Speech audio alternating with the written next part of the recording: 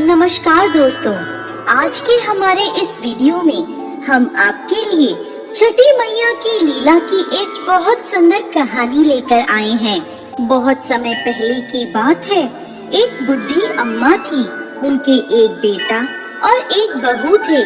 बुढ़ी अम्मा छठी मैया की परम भक्त थी और हर साल पूरी श्रद्धा से छठी मैया का व्रत करती, परंतु बहू नए विचारों वाली थी।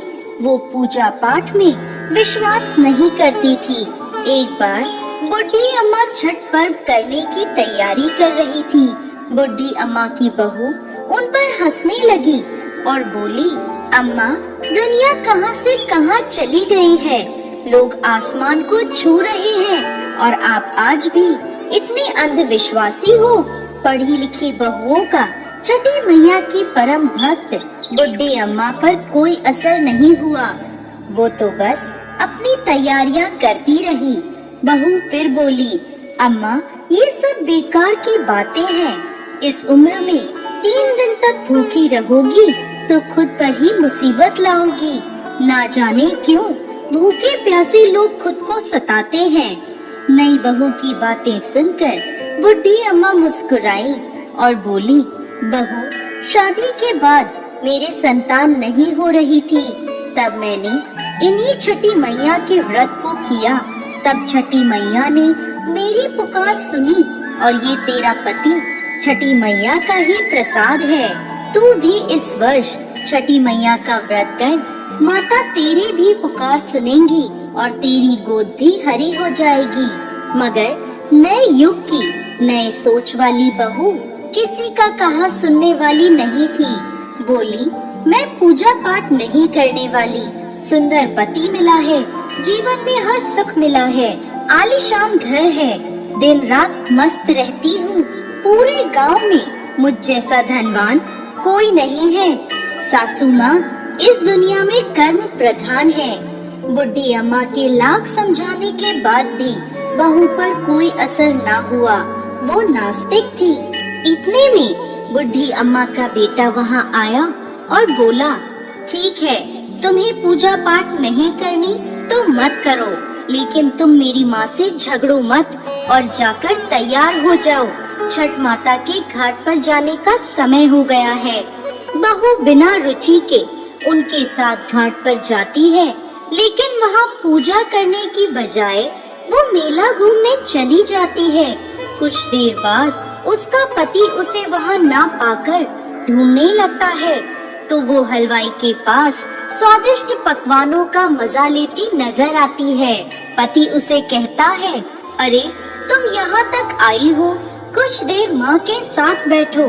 पत्नी झुंझलाकर बोली, ना जी, मैं पूजा पाठ में नहीं बैठने वाली, मैं तो मेला घूमूंगी। आप ही करो ये पूजा पाठ। पति वहाँ से चला जाता है और स्नान करने को जैसे ही वो डुबकी लगाता है, डुबकी लगाते ही वो डूब जाता है और जोर जोर से चीखने लगता है, लेकिन किसी को भी उसकी आवाज नहीं आती। जैसे ही बुढ़ी अम्मा को पता चला उसका बेटा डूब गया, वो जोर जोर से रोने लगी और छठी मैया से बोली, माँ, मुझसे तेरी भक्ति में कौन सी कमी रह गई जो तूने मेरी गोद सूनी कर दी।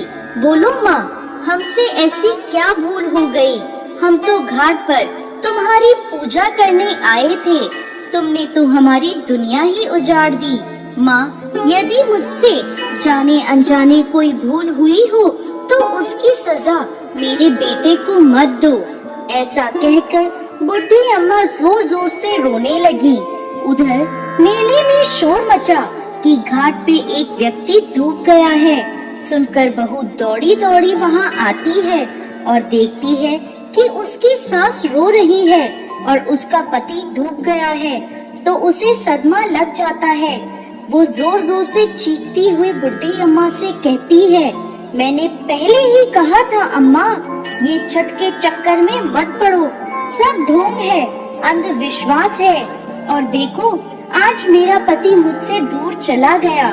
ये घटना देखकर सभी लोग मन में छठी माता को पुकारते हैं, हे माँ, इस बुढ़िया की पुकार सुन लो।